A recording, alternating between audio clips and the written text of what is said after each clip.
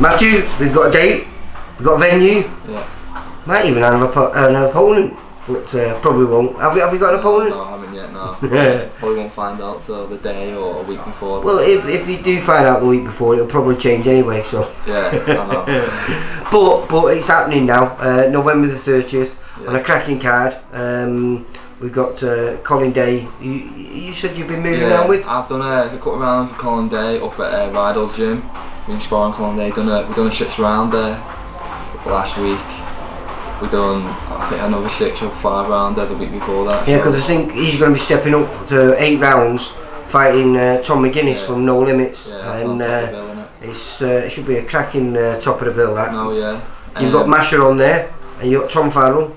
So and there's like you say, you making your debut, and I think there's someone else making a debut on there as well. Jay Collins. That's it. Yeah, spoke to him. So no, it's a fantastic bill to get on in it for your first fight. It is in front of all.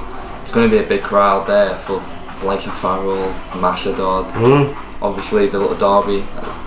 McGuinness and Colin Day. And a fight that either of them don't need to take, but it's nice that they are, certainly Tom McGuinness, he's putting his all on the line. Colin Day was very unfortunate to lose his a couple of fights ago.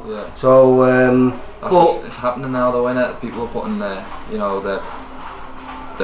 O's on the line straight, closer than they want to. Like boxers got a 10-0 are meeting each other now.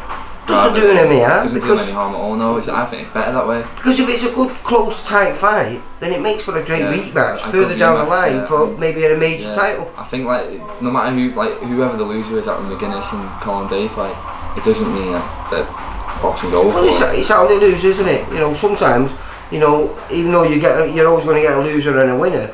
Sometimes they both can be winners out of it. We had a fight with a kid called Isaac Lowe and Ryan Doyle, and Isaac's over now fighting on the undercard of Tyson Fury, and Ryan in his last fight, well, he's just lost it, but he had picked up the Commonwealth.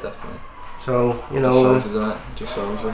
It's exciting, mate, and it's what you want to be in. And I'm happy to be on such a big show though. That's what I'm made up about, because boxing on a card with Dodd and Farrell, them big names, gives you a bit of inspiration to be like, I'm on a card with these big names now. Like Farrell and Dodd, they're boxing the Echo, and it gives me like a little path that I can be like, I want to get to what they've done. Do you know what I mean?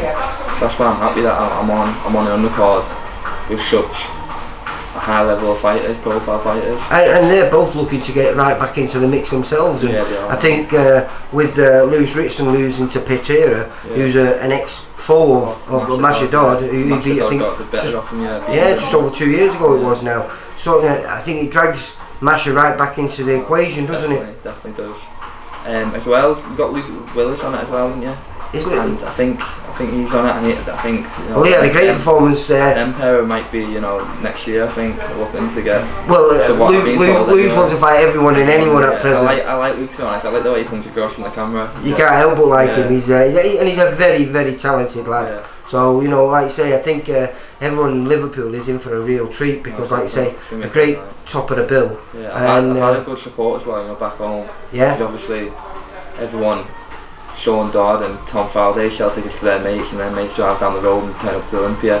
Whereas all my mates and my family, I've got a ferry or a plane. I've got to get a plane, a ferry, a hotel and all that, so it's a lot more stressful for them and a lot more money involved. But well, hopefully eventually it'd be good if maybe we can get you and Danny Roberts on the same shows together, and then they're getting 2 for the price of 1 then, aren't they? But there's a good venue, Ville Marina in the Isle. It's a beautiful venue. They need I think Steve definitely should have a little look and try and get a show on one day. Because that's where they hold all the amateur shows, isn't it? Yeah, I think so. Yeah, it's quite.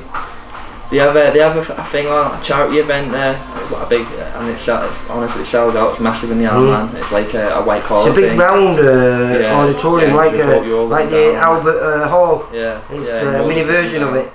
It's great. It's a great venue. I boxed there a few times as an amateur. So training's going well for this show then? Perfect, mate. And to be honest, if I got told I'm fighting tomorrow, I'll be ready.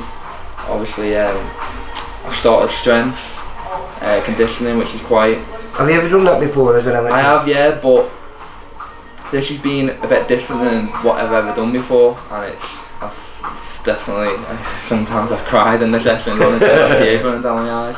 But it's been that big a learning thing as well. This whole like training camp, because it's new. You know, you're turning from an amateur to.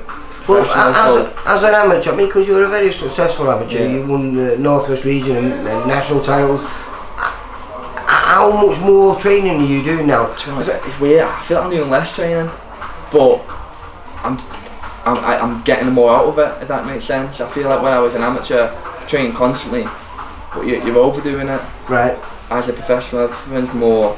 Because I spoke to a lot of professional, a lot of guys who are professional now who are good amateurs, but they said they only ever played, you know, as the amateur, and you know, really outside of going to their local gym, they didn't do anything but just, you know, play football. As an amateur, I was training 3 times a day. Yeah. And that was my job pretty much as an amateur, so it hasn't changed in that aspect. But I've been getting better training in a way of I'm performing better, I feel better, I'm not deflating. And obviously this place is a bit like home from home for you now, because you had your last few amateur fights here, didn't you? Yeah, I boxed in Haringey Box Club for this gym as an amateur, and now I've turned it over, so it doesn't feel anything new. You know, I know the coaches, I know the people. And your stablemate Adam Farrell, he seems to be training like a demon. Yeah, and I've got to cling on next to him and keep up with him. But Adam's been training well. Obviously, he had a bit of a letdown in September with I think the medical didn't come through in time. But he's on the 17th, and then I think he's looking to go out on the 9th of December. The Scouts Jolly Boys on December the 9th. We're all training well. Even Nathan, even though he's out at the moment with like he's just got physio on his knee. Yeah. But he's still coming in, and we're all training hard, and we all push each other. Do you know what I mean? Me and Adam at the moment, because we've got 2 of the fights coming up. We're both pushing each other. If I'm on the floor after the strength condition, he'll pick me up, and we get each other going, and I'll try and beat him in the run, and he'll try and beat me. Do you know what I mean? Well, that's what you need, isn't it? You need that. You need to push each other. Exactly, and that's what we're doing.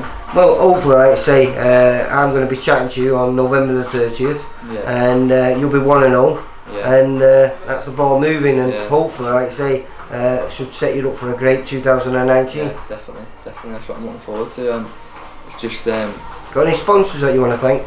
Yeah, there's a few. There's a lad called Derek Melville, Melville Joinery. He's backed me from when I wasn't professional, from when nothing. So is he a guy from back home then at the Isle of Man? He's from Scotland. He's actually from Scotland. All my family are Scottish. Oh right. Yeah, so he's got a Scottish firm, Melville Joinery they're called, and he's backed me from when I wasn't active, I wasn't in the limelight, you know, I wasn't in the spotlight or anything, and he had me when everything was quiet, and now I'm professional, I'm getting my name's back up in the Isle of Man and stuff, so he's helped me loads. My family back home, and my dad always supports me, my mum and dad, and Kale and Baby Plaster, and they helped me get started up with your medical, and you know, get the ball rolling for me. It's expensive being a professional fighter, isn't it? It is very expensive. But no, I thank everyone as well for the tickets as well, buying the tickets off me, and the support. How's it gone for you? It's really well. I'm actually quite surprised with how, you know, well the response of everyone, pretty much everyone's coming out. And you know, it's going to be a big crowd there anyway. It's a Friday fight night as well. I've not been for a Friday fight night for a long time, so I'm really looking forward to it. So am I can't wait. Hopefully, like I say, I'll be chatting to you and you'll be 1-0 and the ball's rolling. Nice one, cheers mate. Take care mate. Cheers. Bye. See you later.